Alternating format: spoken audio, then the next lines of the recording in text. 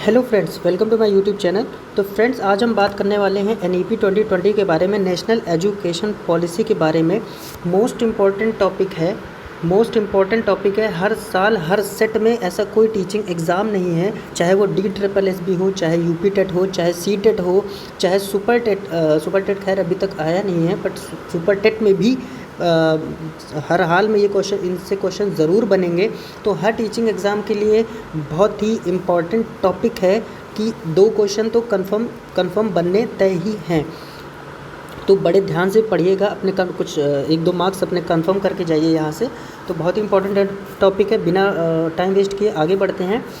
तो पहला पॉइंट है एनईपी 2020 नेशनल एजुकेशन पॉलिसी। यह रिपोर्ट 31 मई 2019 को आएगी। यह रिपोर्ट कब तैयार की गई? 31 मई 2019 को डॉक्टर के कस्तूरीरंगन की अध्यक्षता में रखी गई। कि क्वेश्चन सीधे पूछा जाता है कि एनईपी 2020 जो है उसको कब तैयार किया गया था? तो 31 मई 2019 को तैयार किया गया था। लागू कब किया गया था? 2020 में लागू किया गया था। किसकी अध्यक्षता में इस पॉलिसी को तैयार किया गया था? तो डॉक्टर के कस्तूरीरंगन के समक्ष इसको रखा गया था, या इसकी अध्यक्षता में तैयार किया गया था। ठीक है, नेक्स्ट पॉइंट पर चलते हैं। MHRD, ministry of human resource and development. MHRD का फुल फॉर्म पूछा जाता है कभी कभी एग्ज़ाम में। MHRD का फुल फॉर्म क्या है? Ministry of human resource and development. Next point, MHRD को अब एजुकेशन मिनिस्ट्री कहा जाता है। तो पहले जो हमारी जो एजुकेशन पॉलिसीज़ थी, एजुकेशन से रिलेटेड कोई भी इंफॉर्मेशन थी, वो ministry of human resource and development MHRD के अंडर आती थी। बट अब जो MHRD का नाम है वो बदल के एजुकेशन मिनिस्ट्री को कर दिया गया है। एजुकेशन मिनिस्ट्री रख दिया गया है कि अब जो भी पॉलिसीज़ आती हैं, जो भी एजुकेशन से रिलेटेड कुछ भी होता है, वो एजुकेशन मिनिस्ट्री देखते हैं, एजुकेशन मिनिस्ट्री के थ्रू ही जाता है। ठीक है, नेक्स्ट पॉइंट पर चलते हैं। एनईपी का न्यू फॉर्मेट ऑफ एजुकेशन क्या है? तो न्यू फॉर्मेट ऑफ एजुकेशन ये है 5+3+3+4। इसको क्वेश्चन पेपर में बहुत बार घुमा के 5+2+2+4 कर देता है, 5+1+2+3+4 बोल देता है। तो बहुत ही अच्छे से देख लीजिए, इसका जो एनईपी का फॉर्मेट है 5+3+3+4 है। 5 मीन्स 3 से 8 साल के बच्चे, जिनको जो फर्स्ट स्टेज होती है उनको क्या बोलते हैं? जो 5 साल तक जो एजुकेशन होती है, 5th क्लास तक की जो एजुकेशन होती है, उसको कौन सी एज बोलते हैं?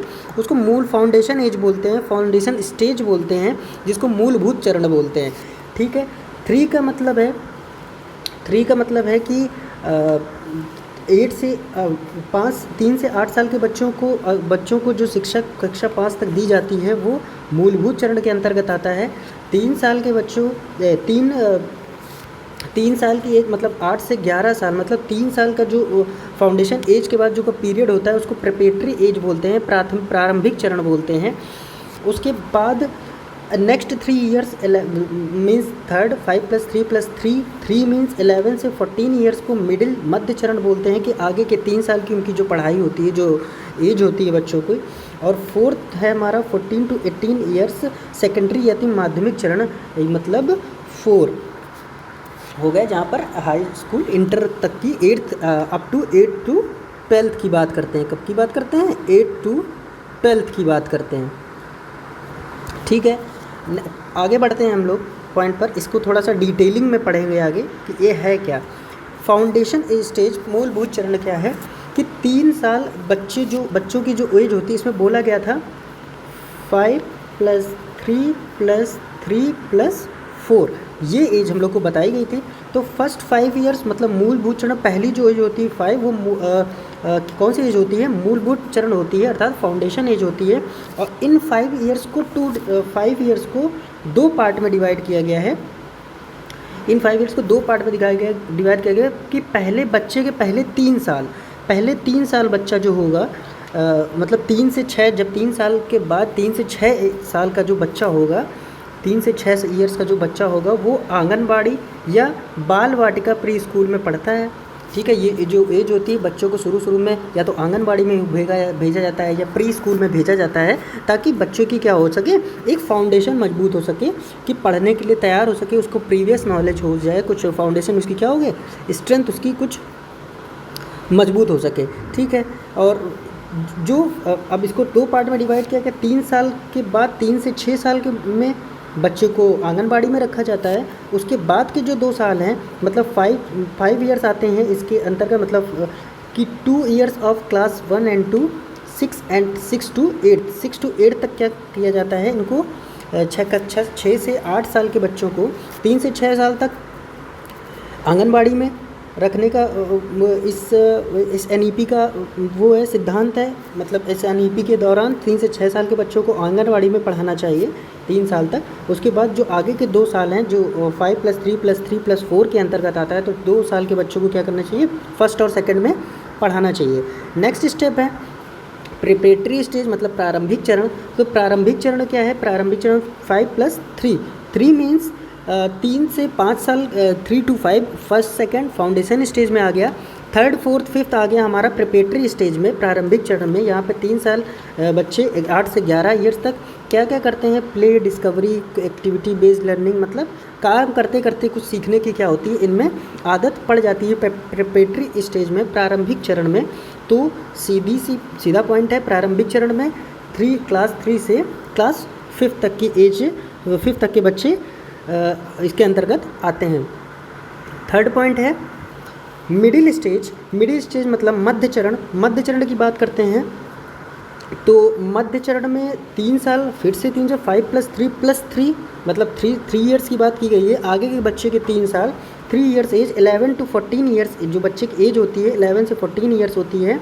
तो 11 से 14 ईयर्स मतलब 3 साल के दौरान क्लास 6 to 8, मतलब कक्षा 6 से 8 तक बच्चा क्या होता है, उस समय पढ़ता रहता है। तो उसमें उसके अंतर्गत होता क्या है, 6 से प्रायोगिक अधिगम की शुरुआत, मतलब इस एज में बच्चा क्या करता है, प्रैक्टिकली नॉलेज होने लगता है उसको किसी चीज़ में, साइंस, मैथ्स, आर्ट्स, इन सब चीज़ों को क्या होता है, प्रैक्टिकल करना शुरू कर देता है। प्रैक्टिकली नॉलेज होना क्या हो जाता है, बच्चे को शुरू हो जाता है। ठीक है, इतनी बात समझ में।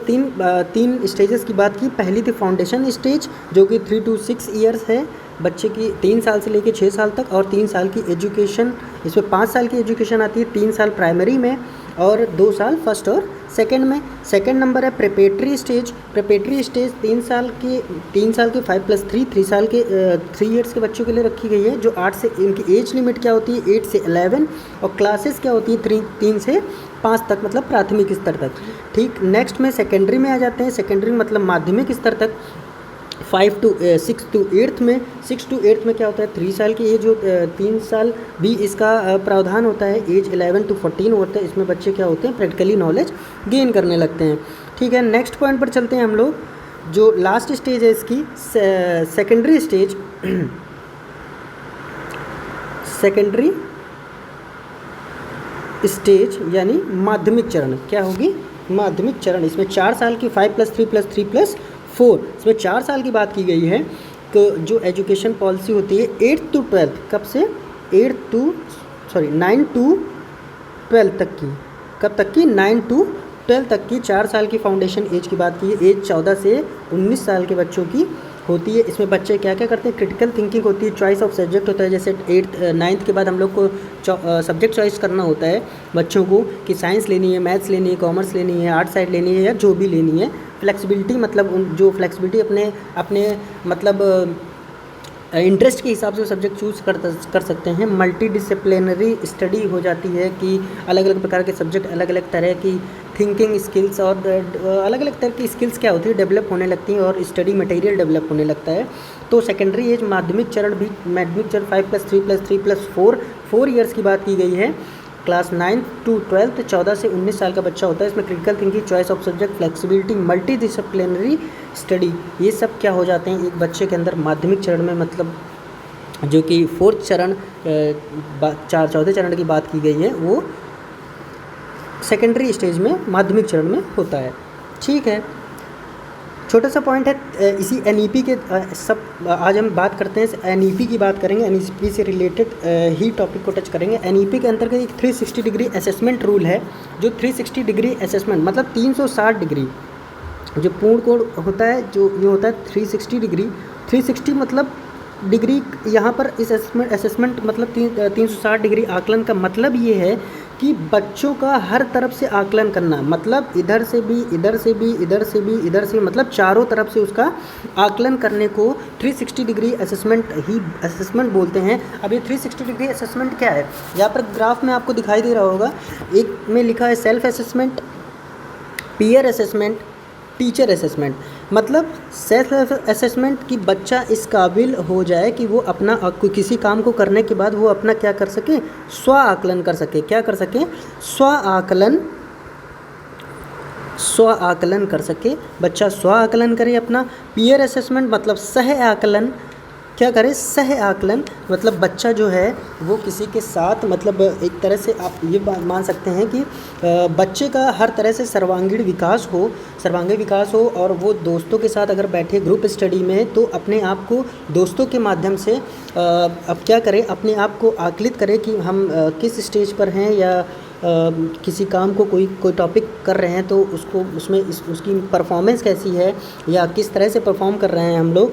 और टीचर्स असेसमेंट का भी यहाँ पर रोल है। टीचर असेसमेंट मीन्स कि टीचर को भी बच्चे का आकलन करते रहना चाहिए, आकलन करते। तो 360 डिग्री असेसमेंट का यही मतलब है कि बच्चे का सभी तरफ से आकलन हो, अब खुद भी करे, सब साथ में भी करे, और शिक्षक का भी उसमें योगदान हो। यही 360 डिग्री असेसमेंट का मतलब है कि बच्चे का हर तरफ से सर्वांगीण विकास हो।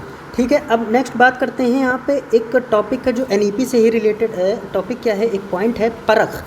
इससे भी एक क्वेश्चन, इसका ज़्यादातर इसका फुल फॉर्म पूछा जाता है और कभी कभी ये पूछ लिया जाता है कि परख में किन चीज़ों की बात नहीं की गई है। तो आपको ये याद रखना पड़ेगा कि किन चीज़ों की परख में बात की गई है।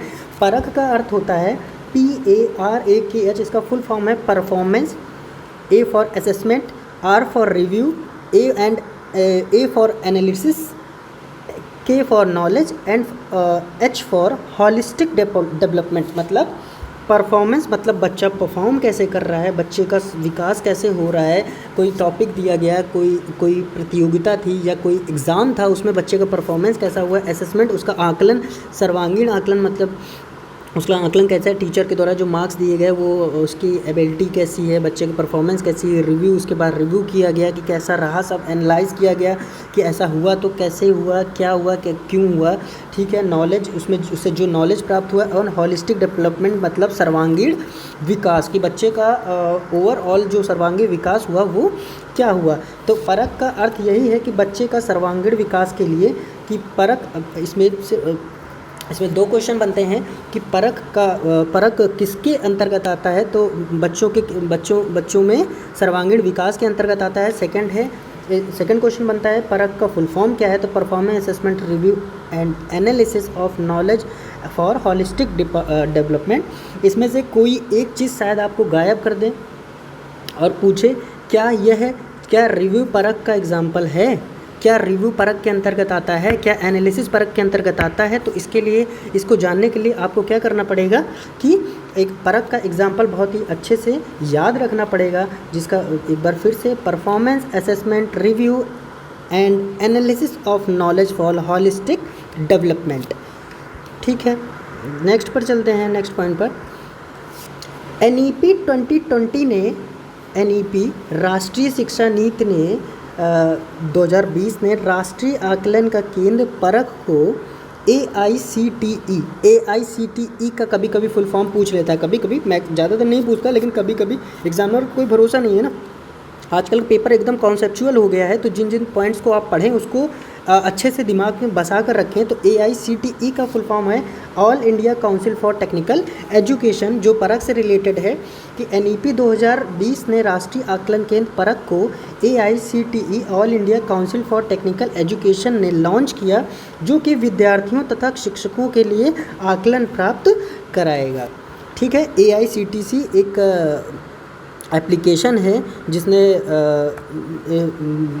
परख को लॉन्च किया, जो कि विद्यार्थियों और शिक्षकों को क्या करता है, असेसमेंट करता है।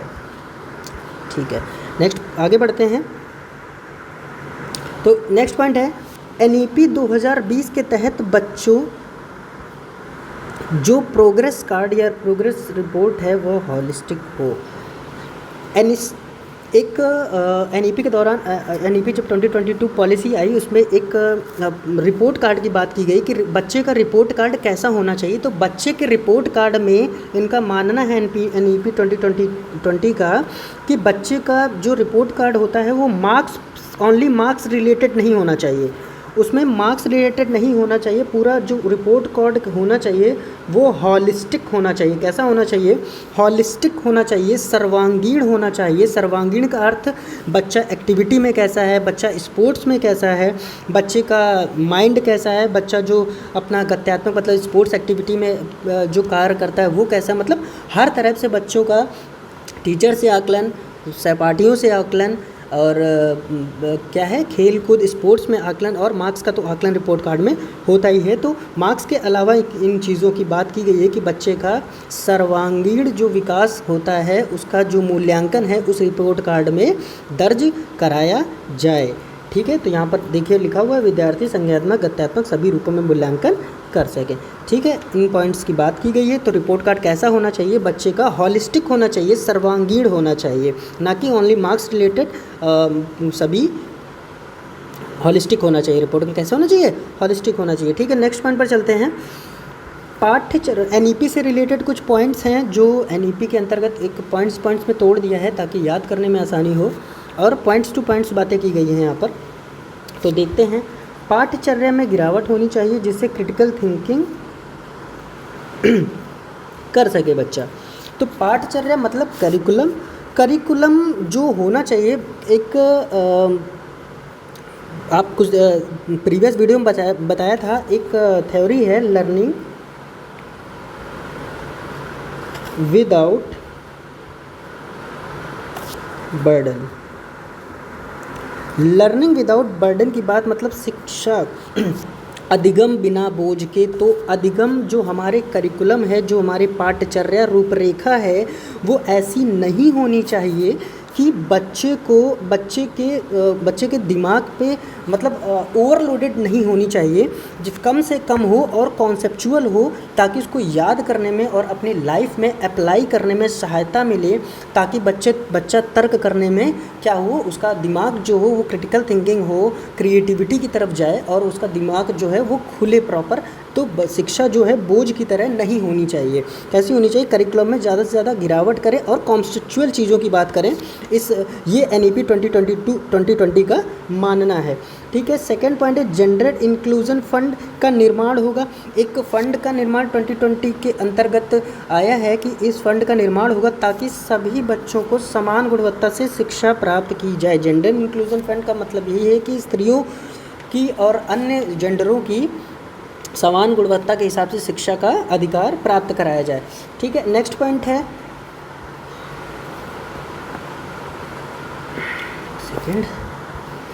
कस्तूरबा गांधी बाल विकास को एक कस्तूरबा गांधी बाल विकास परियोजना उसके अंतर्गत स्त्रियों को शिक्षा दी जाती है। एक बालिका विद्यालय है, तो कस्तूरबा गांधी बाल विकास विद्यालय को 12th तक करना NEP 2020 का मानना है, उसको 12th तक किया जाए। कब तक किया जाए, 12th तक किया जाए।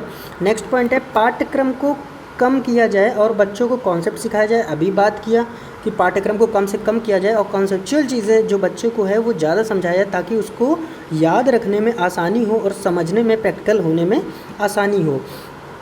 ओके, तो नेक्स्ट पॉइंट अधिगम सर्वांगीण होना चाहिए, आनंदमय होना चाहिए, बिना किसी आलस्य के समझ आना चाहिए। अर्थात जो लर्निंग है वो हॉलिस्टिक होनी चाहिए, सर्वांगीण होनी चाहिए, ताकि अगर कोई बच्चा कोई सब्जेक्ट पढ़ रहा है, अगर उसमें उस बच्चे का इंटरेस्ट नहीं आ रहा है या बच्चा इंटरेस्ट नहीं ले रहा है या उसको आलस आ रहा है, तो वो लर्निंग किसी काम की नहीं है।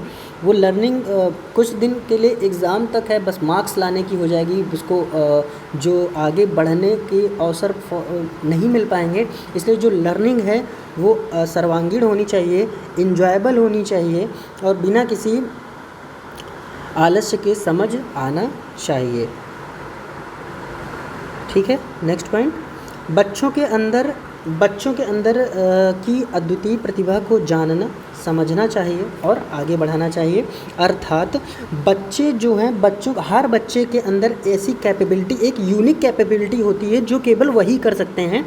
अर्थात चीज़ों को जो समझने की जो क्षमता होती है बच्चों में, हर प्रत्येक व्यक्ति की, प्रत्येक बच्चे की समझने, सोचने, रिएक्ट करने की जो स्किल होती है वो हर बच्चे से क्या होती है, डिफरेंट होती है। तो इसीलिए शिक्षक को ये चाहिए कि बच्चों में उनको प्रतिभा देखें कि कौन सा काम किस ढंग से, कितने बेहतर ढंग से बच्चा कर रहा है, उनको समझना चाहिए और क्या करना चाहिए, उन्हें आगे बढ़ाना चाहिए।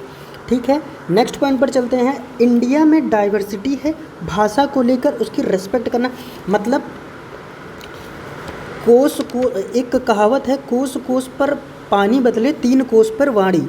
एक कहावत है जो पुरानी कही गई है कि कोस कोस पर पानी बदले 3 कोस पर वाणी, अर्थात कोस कोस पर पानी बदलता है और 3 कोस पर वाणी, ये भारत के बारे में कही गई है। तो इंडिया में लैंग्वेज की डाइवर्सिटी बहुत है, तो इसी डाइवर्सिटी ही यूनिटी का रीज़न भी है।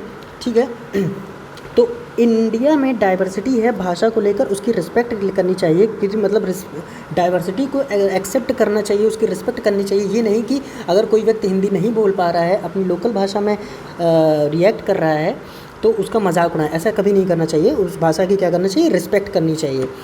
ठीक है, नेक्स्ट पॉइंट है पूर्ण समावेशन, मतलब हर तरह का समावेशन हो। Gender identities, social cultural identities, अभी पहले बात की थी, सोशल कल्चरल होनी चाहिए। जियोग्राफिकल आइडेंटिटीज़, मतलब जो भूगोलीय जो आइडेंटिटीज़ हैं उनके बारे में क्या होना चाहिए, ज्ञान होना चाहिए। सोशल इकोनॉमिक कंडीशन के बारे में ज्ञान होना चाहिए। Social and economic disadvantage groups के बारे में क्या होना चाहिए, ज्ञान होना चाहिए। नेक्स्ट पॉइंट है किसी भाषा को ज़बरदस्ती नहीं थोपा जाना। मतलब कि अगर कोई व्यक्ति एनईपी का मानना है कि प्रारंभिक जो चरण होते हैं बच्चे के, जो 5th क्लास तक होता है, उसको लोकल भाषा में ही पढ़ना चाहिए, उसको किसी और भाषा में फोर्स नहीं करना चाहिए कि नहीं आपको हिंदी ही बोलनी है, आप लोकल भाषा का इस्तेमाल नहीं कर सकते। इससे क्या होगा कि उसके अधिगम में समस्या आएगी। एनईपी का ये मानना है, नेशनल एजुकेशन पॉलिसी 2020 का मानना ये है कि बच्चे का अधिगम में उसकी अगर लोकल भाषा का यूज़ कर रहा है तो उसको समझने में आसानी, जाहिर सी बात है, हम लोग जहाँ से होते हैं लोकल भाषा में समझने में हम लोग को आसानी होती है अपेक्षाकृत किसी अन्य भाषा में। तो इसीलिए किसी भाषा को ज़बरदस्ती नहीं थोपा जाए। अगर कोई बच्चा है तो अगर कोई अपनी लैंग्वेज में बात कर रहा है तो उसको करने देना चाहिए, उसको समझने की कोशिश करनी चाहिए।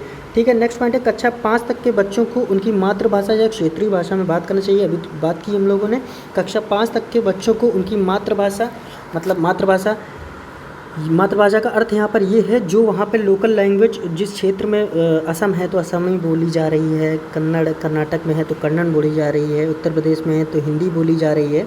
तो इस तरह से जो भी लोकल लैंग्वेज है वहाँ की, उस हिसाब से क्या करना चाहिए, कक्षा 5 तक के बच्चों को उनकी मातृभाषा में ही बात करना चाहिए। नेक्स्ट पॉइंट है संस्कृत भाषा को हर कक्षा में ऑप्शनल में रखा जाए। क्या करा जाए, संस्कृत भाषा को हर कक्षा में ऑप्शनल रखा जाए। त्रिभाषा सूत्र अपनाना। त्रिभाषा सूत्र क्या होता है, एनईपी ने थ्री लैंग्वेज फार्मूला निकाला कि पहली जो बच्चे की जो पहली भाषा है वो मातृभाषा होनी चाहिए, अर्थात क्षेत्रीय होनी चाहिए, मतलब प्राइमरी स्तर तक क्षेत्रीय होनी चाहिए। फिर उसको दूसरी भाषा हिंदी का ज्ञान कराना चाहिए और तीसरी भाषा अंग्रेजी या और कोई जो भी बच्चा इंटरेस्टेड है, जो सीखना चाहता है, वो तीसरी भाषा सीख सकता है। ये ऑप्शनल है। क्या है, ऑप्शनल है। ये 2 बातें आनी चाहिए भारत में कि पहली मातृभाषा आनी चाहिए बच्चे को, दूसरी हिंदी आनी चाहिए। ठीक है, नेक्स्ट पॉइंट पर चलते हैं। एनईपी 2020 में बहुभाषा को बढ़ावा दिया गया। एनईपी 2020 में जाहिर सी बात है हर लैंग्वेज को प्रेफरेंस दी गई, इसीलिए बहुभाषिता को क्या किया गया, बहुभाषिता या बहुभाषा को बढ़ावा दिया गया। आईएसएल का फुल फॉर्म क्या होता है, इंडियन साइन लैंग्वेज, मतलब सांकेतिक भाषा क्या होता है, इसको याद कर लीजिएगा। कभी कभी क्वेश्चन पूछ लेता है कि ISL, what is the full form of ISL. तो the full form of ISL is Indian sign language, मतलब भारतीय सांकेतिक भाषा। ठीक है, next point 21st century skill. 21 century skill क्या है कि 21st सेंचुरी में एक सामान्य व्यक्ति में कौन कौन सी स्किल होनी चाहिए, किन स्किल के बारे में बात की गई है, हर व्यक्ति में होनी चाहिए। 21st सेंचुरी स्किल्स हैं क्या चीज़?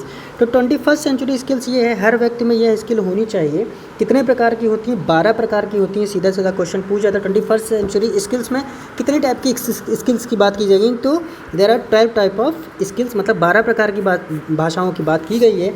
सबसे पहली है क्रिटिकल थिंकिंग। सबसे पहली है क्रिटिकल थिंकिंग, मतलब तर्क करना, जाहिर सी बात है, बहुत बार बात कर चुके हैं। क्रिएटिविटी, रचनात्मकता हर व्यक्ति में होनी चाहिए। कोलैबोरेशन होना चाहिए हर बच्चे के अंदर, हर व्यक्ति के अंदर, मतलब कोलैबोरेशन मतलब साथ में काम करने की क्षमता होनी चाहिए। अच्छा कम्युनिकेशन स्किल होनी चाहिए।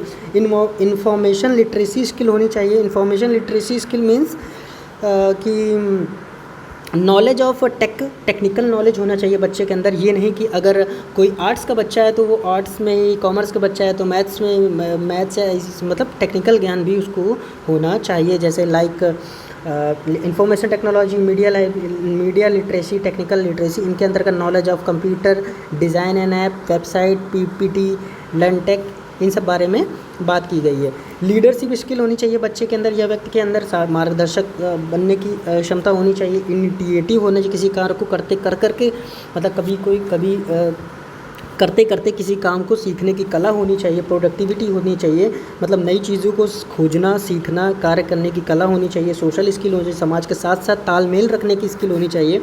और फ्लेक्सिबिलिटी होनी चाहिए, मतलब लचीलापन होना चाहिए व्यक्ति के स्वभाव में। तो इन 12 प्रकार की स्किल्स की बात की गई है। Critical thinking, creativity, collaboration, communication, information literacy, media literacy, technological literacy, leadership, initiative, productive, social skill और फ्लेक्सिबिलिटी, इन 12 प्रकार की भाषाओं की यहाँ पर बात की गई है। एक छोटा सा पॉइंट है मेटाकॉग्निशन, मतलब परासंज्ञान। बिल्कुल छोटा सा पॉइंट है। आज इसी में, आज ये सीडीपी की लास्ट क्लास थी, इसी में सारी क्लास आपका बाल विकास इसी क्वेश्चन में 30 आउट ऑफ 30 की बात करते हैं। यहाँ पर 30 आउट ऑफ 30 की ही प्रिपरेशन आपको कराई गई है। जितने ज़्यादा आप वीडियो देखेंगे, समझेंगे, उतना ही आपके एग्ज़ाम के लिए बेनिफिशियल होगा फॉर सीटेट स्पेशल। किसके लिए? सीटेट के लिए। मेटाकॉग्निशन क्या होता है? मेटाकॉग्निशन, मेटा मीन्स होता है बियॉन्ड, मतलब परा, कॉग्निशन मतलब संज्ञान, जो कि बहुत समय से शुरू से ही पढ़ते चले आ रहे हैं। तो संज्ञान पर, अर्थात संज्ञान के परे सोच पाना, कि मतलब आपको किसी टॉपिक के बारे में थोड़ा सा ज्ञान है, किसी टॉपिक के बारे में थोड़ा सा ज्ञान है, अब उस ज्ञान को सीमित ना रखना, उसके ऊपर सोचना। अगर ये कॉन्सेप्ट ऐसा है तो क्यों है, अगर वो ये पॉइंट्स है, ये पॉइंट्स इससे रिलेटेड है तो इससे रिलेटेड क्यों है, और उससे रिलेटेड है तो उसका प्लान बनाना, मूल्यांकन करना, अर्थात अपने ज्ञान से परे सोचने को ही परासंज्ञान बोलते हैं। इसके अर्थ में ही इसकी परिभाषा है कि मेटाकॉग्निशन, परासंज्ञान, अर्थात ज्ञान से परे सोचना, अपनी बुद्धि से परे सोचना ही परासंज्ञान कहलाता है। पॉइंट्स ऑफ मेटाकॉग्निशन, मेटाकॉग्निशन के इम्पॉर्टेंट पॉइंट ये है कि परासंज्ञान किन किन पॉइंट से रिलेटेड हो सकता है। कि प्लान करना, कोई काम करना, अगर कोई काम शुरुआत करने जा रहे हैं तो उसको बारीकी से प्लान करना कि क्या इसके प्रोज हैं, क्या इसके कॉन्स हैं, किस तरह से हमें रिएक्ट करना है, कहाँ पर जाके गियर चेंज करना है, कहाँ पर जाके हम लोगों को जब ड्राइविंग करते हैं तो कैसे स्टार्ट करनी है गाड़ी, आगे बढ़ना है, कहाँ तक जाना है, अपनी डेस्टिनेशन क्लियर होनी चाहिए। तो इन सब चीज़ों को बीच में क्या क्या प्रॉब्लम आ सकती हैं, क्या क्या स्टेप्स लेने चाहिए हम लोगों को, इन सब बारे में जो चीज़ें होती हैं, वो जो प्लान करना होता है उसी को प्लानिंग बोलते हैं। तो फर्स्ट पॉइंट जो होता है मेटाकॉग्निशन, परासंज्ञान से रिलेटेड प्लान होता है। Second, monitor your work. अब आपने प्लान तैयार कर लिया, अब आप देखिए कि उस प्लान पर वर्क कैसे करना है। अपने काम को देखिए कि ये प्लान मैंने सही बनाया है या नहीं बनाया है। अगर इस पॉइंट से चलूँगा मैं अपने डेस्टिनेशन तो पहुँचूँगा या नहीं पहुँचूँगा। थर्ड पॉइंट है डायरेक्ट योर लर्निंग, दिशा देना कार्य को, मतलब जो कार्य कर रहे हैं उसमें कंटिन्यूसली कार्य करना, उसको कार्य को लगातार अपने पर सेल्फ बिलीफ रख के उस कार्य को करते रहना। और लास्ट पॉइंट है सेल्फ रिफ्लेक्टिंग, स्वयं प्रतिबिंबित करना, मतलब स्वयं आकलन करना उस बात का, और देखना कि हाँ जो मैंने कार्य किया किस तरह से हुआ, उससे नई नई चीज़ों को सीखना कि इस तरह से और भी कैसे कौन से काम किया जा सकता है, मतलब स्वयं प्रतिबिंबित करना। ये 4 पॉइंट्स हैं मेटाकॉग्निशन के। पहले प्लान करना, फिर कार्य को देखना, मतलब monitor your work, direct your language, self reflecting. In points की बात की, यहाँ पर एक एग्जाम्पल भी दिया गया है। अपने विचारों को समझना ही परासंज्ञान है कहलाता है। जैसे प्रिपरेशन करना, किसी एग्ज़ाम की हम लोग प्रिपरेशन करते हैं, कैसे करना है, स्ट्रेटजी बनाना है, उसके बाद उसका मूल्यांकन करना है, ये किसके अंतर्गत आता है? परासंज्ञान के अंतर्गत आता है। तो दोस्तों यही था आज की वीडियो में। उम्मीद है आपको ये वीडियो पसंद आई होगी। सीडीपी की लास्ट क्लास थी ये, सारे टॉपिक्स को बारीकी से कवर कर दिया गया है और मोस्ट इम्पॉर्टेंट पॉइंट्स को आपके सामने रखा गया है। इन वीडियोस को आप कवर कर लेंगे, सीडीपी इससे बाहर नहीं आएगी। तो उम्मीद करते हैं आप अच्छे से पढ़ रहे होंगे, आपके एग्ज़ाम पास में हैं। तो ज़्यादा से ज़्यादा पढ़ते रहिए, मेहनत करते रहिए, आगे बढ़ते रहिए।